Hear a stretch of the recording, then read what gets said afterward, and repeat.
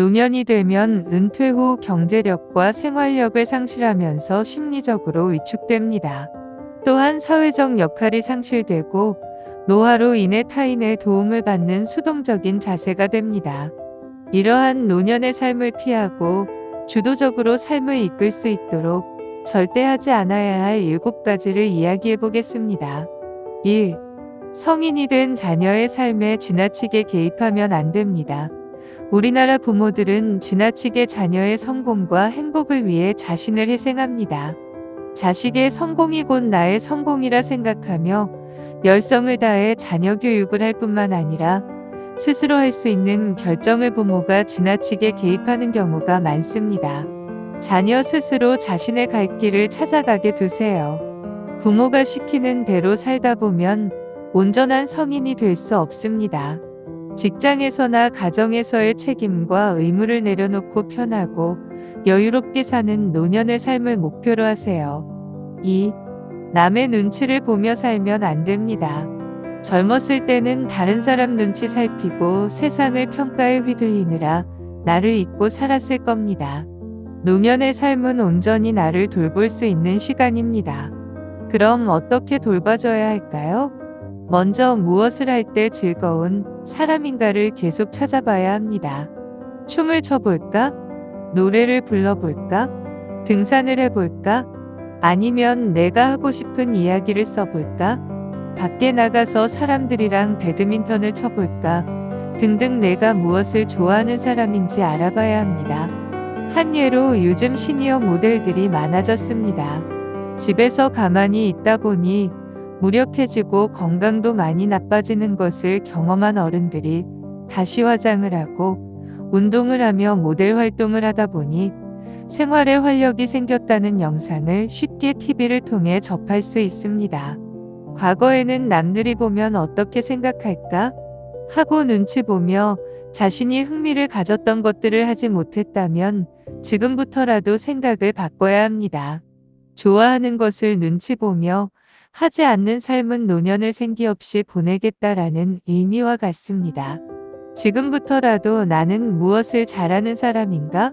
보다는 무엇을 좋아하는 사람인가에 집중하며 하루하루 삶을 즐겁게 보내는 것을 목표로 해야 합니다.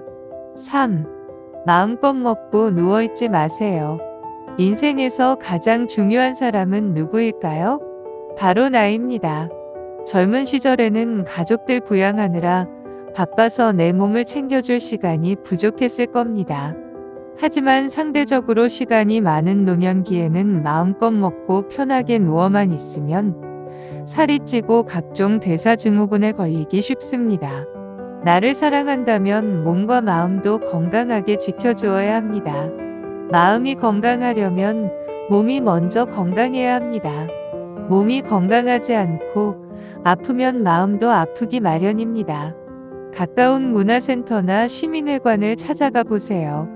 아쿠아로빅, 탁구, 배드민턴 등 다양한 수업이 저렴한 금액으로 운영되고 있습니다.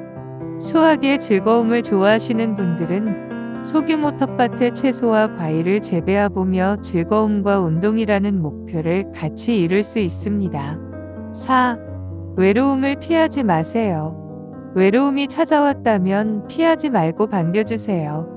외로움이란 온전히 나를 사랑해줄 수 있는 시간입니다.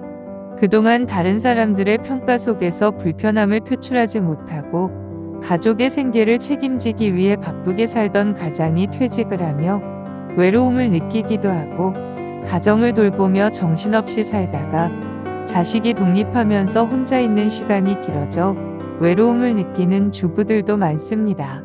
사실 10대, 20대가 앞으로 크면 무엇을 할까? 하고 고민하는 것과 은퇴한 노인들이 앞으로 무슨 일을 하며 이 긴 여생을 보내야 할까? 고민하는 것에는 차이가 없습니다. 살아가는 매 순간이 개인의 삶에서는 늘 최초이자 다시 돌아오지 않는 시간이기 때문입니다. 내면의 목소리에 집중해 보세요. 내가 좋아하는 일을 하면 주위에 그것에 관심이 있는 사람들이나 이미 같은 취미를 가지고 있는 사람들이 모이게 될 것입니다. 그러면 삶은 다시 풍요로워지고 내일은 무슨 일을 할까 하는 설렘으로 가득할 것입니다. 5. 내 주장만 고집하지 마세요. 세상에 당연한 것은 없습니다. 나한테 당연한 것들이 다른 사람들에게는 당연하지 않을 수 있어요.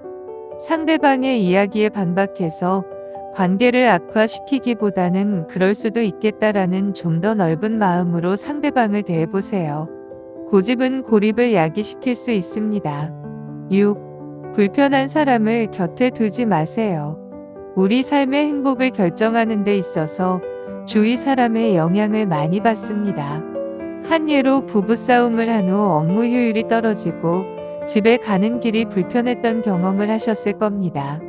젊었을 때는 회사나 학교 등 단체 생활을 해야 했기 때문에 불편한 관계를 피할 수 없었겠지만 노년의 삶은 다릅니다.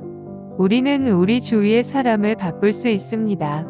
긍정적인 이야기를 많이 하고 많이 웃는 사람들 곁으로 가세요. 본인도 모르게 긍정적이고 많이 웃는 사람이 되어 있을 겁니다. 7. 은퇴를 두려워하지 마세요. 은퇴를 막연히 불안해하지 말고 은퇴 후의 삶을 천천히 계획해 나가면 좋겠습니다. 100세 시대의 은퇴는 시간이 단순히 연장된 것이 아니라 새롭게 그려나가는 선물 같은 시간입니다.